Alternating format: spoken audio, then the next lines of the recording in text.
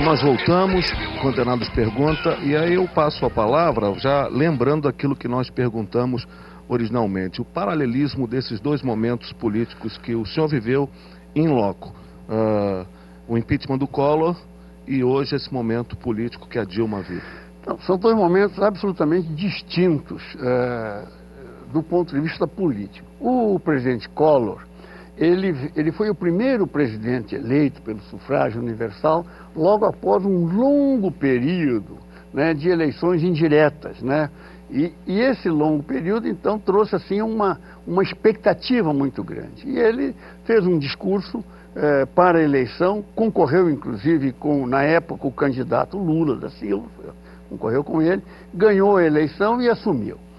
Só que ele era muito jovem, talvez por causa disso, vinha de um estado pequeno, né, onde, embora tivesse uma grande experiência política e empresarial, veio para a capital, e o Brasil, evidentemente, é um país muito grande, muito complexo, mas houve, talvez ele até desconhecesse, houve montagem de um esquema, não dentro do governo, não dentro das instituições, mas fora das instituições, mais ou menos parecido realmente das pessoas se darem bem, de se locupletarem com contratos e com etc.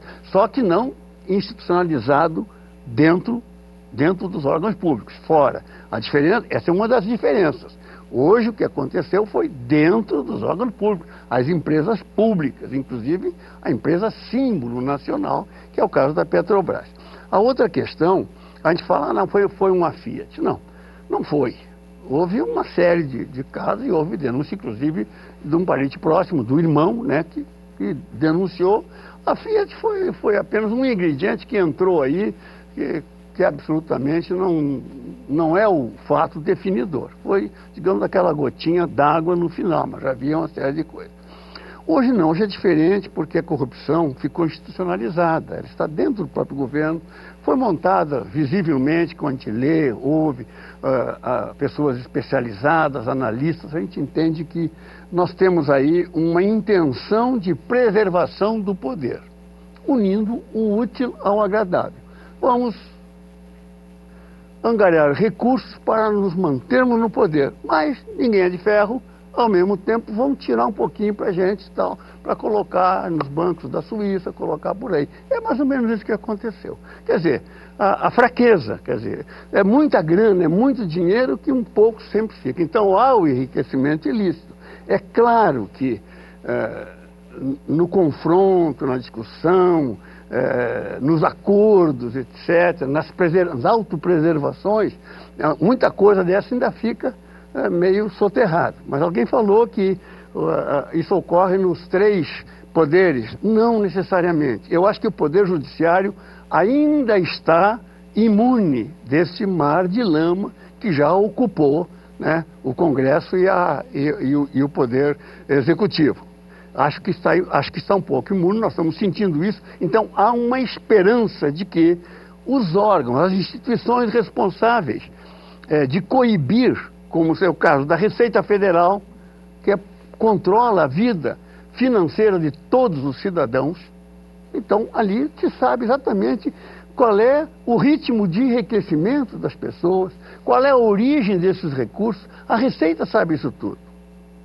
Claro, aí depois existem processos em andamento e agora com essa colaboração premiada, então existem muitas informações. Todas vão ser usadas? Serão todas usadas? Não sei. Mas a justiça é a esperança da nação hoje, realmente. Eu tenho esperança também. Uma percepção minha, como um popular, é que toda essa conversa e talvez processos que entrem contra a nossa presidente para impeachment, de alguma maneira estão ligados a questões de corrupção que nós vemos. Mas esse não é o caso. Na verdade, o catalisador de processo assim é a questão da pedalada fiscal, né, de pegar o dinheiro dos bancos brasileiros para colocar nos programas sociais e não repor esse dinheiro e fica um rombo e às vezes maqueia um pouco as contas públicas, que nada tem a ver com apropriação de dinheiro como talvez a população acha. A nossa presidente era a presidente do Conselho Administrativo da Petrobras e uma presidente de uma república.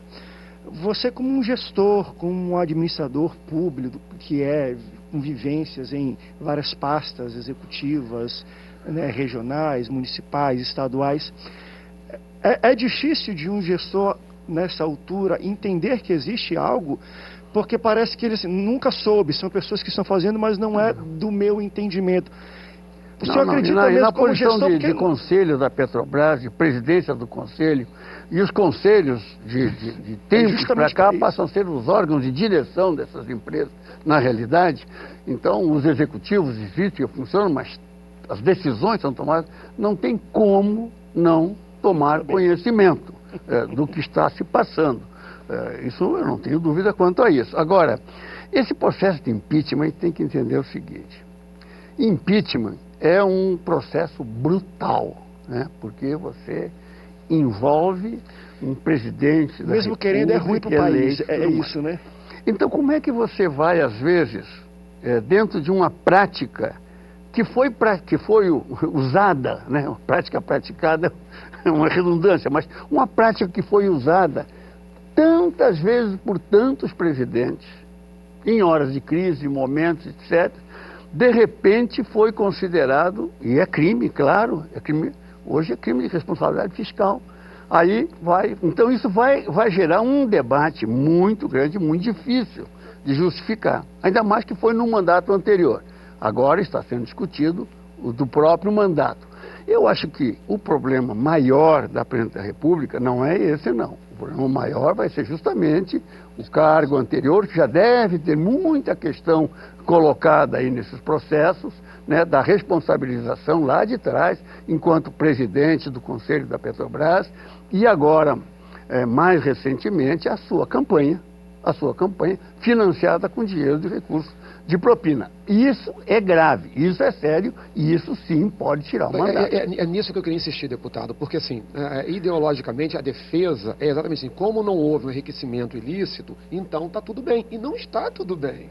Porque se houve, né, se comprovar que houve, como parece que houve, está sendo anunciado que houve, um financiamento ilegal da campanha, está tudo comprometido.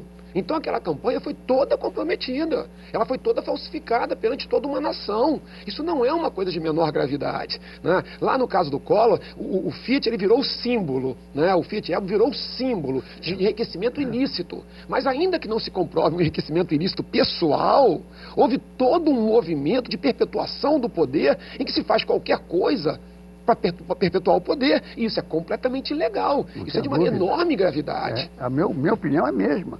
Eu concordo plenamente. Tanto que eu volto agora àquelas 10 medidas propostas pelo Ministério Público Federal, que abracei de corpo e alma. Coloquei tudo o que eu posso, as pessoas com quem eu me relaciono, as instituições que eu posso ter alguma influência para trabalhar, para obter assinaturas, para que nós façamos essa correção. Mas, independente de aprovar ou não essa legislação, a legislação atual já é suficiente. Eu acredito que é um processo lento porque estão acontecendo coisas num sentido mais ou menos sequencial, mas que serão todos alcançados, eu não tenho dúvida quanto a isso. Eu sei que tem muitas pessoas que estão nos ouvindo dizendo que eu sou, poxa, deputado, você está com 9 mandatos de deputado federal, ainda está dizendo isso, acredita ainda em Papai Noel? Não é exatamente isso. Acontece que a justiça está andando, e a justiça tem pessoas, como já falei aqui, a maioria é decente. A maioria das pessoas é decente. Eu tive há pouco tempo, na verdade, em Brasília, em uma conversa, e eu vi uma seguinte frase que me chamou uma atenção, que eu tenho pensado nesses dias. Embora pareça ser justiça ou merecedor qualquer processo de impeachment hoje, uma pessoa até de oposição ao governo Dilma falou: o Brasil passa por um momento tão complicado que o Brasil não merece ter uma presidente com impeachment, porque você pioraria o país como um todo. Talvez como políticos e adversários políticos você se desfaz de uma situação, mas quando você se vê diante de um país muito afogado em dívidas, em problemas de corrupção e crises, você concorda com isso? Por mais que seja merecedor de qualquer tipo de execução, de impeachment, o Brasil passa por um momento que é muito complicado que isso aconteça? Deixa eu dizer a minha posição: eu sou oposição por índole, por vocação e por formação aos governos do PT. Sou. Mas eu volto a insistir que essa sua colocação, ela pode ter alguma coisa... Da oposição política, de alguma forma. Se politicamente pudesse ser resolvido, e poderá ser resolvido, desde que haja vontade política, de encontrar uma solução para preservar a Presidente da República numa situação que possa criar um horizonte para o país, para se sair dessa crise, que imagina muito grande, tem condições geopolíticas muito especiais, rapidamente a gente consegue sair disso, mas precisa ser bem identificado e precisa ser tomadas essas medidas com coragem. Aí talvez pudéssemos sair. Eu digo, o processo de impeachment é brutal. Entendi. É brutal. Eu fico lembrando sempre daquele momento do impeachment do Collor e dos carapintadas, e como aquilo foi forjado pelo chamado quarto poder da nação também, no sentido da mídia, da força da mídia de suscitar nos jovens alguma coisa de desejo, de interesse de mudança. Hoje eu vejo alguns caras pintadas no poder lá em Brasília, né, e completamente imóveis. O senhor acha que está faltando uma pressão maior da mídia nesse sentido? Será que a mídia se submeteu, ou também há partes da mídia que sucumbiram a esse poder enorme? Não tenho dúvida. Nós só vamos poder responder isso depois, na próxima etapa do programa. A gente espera você daqui a pouco. Não saia, não mude de canal, fique conosco, daqui a pouco a gente volta.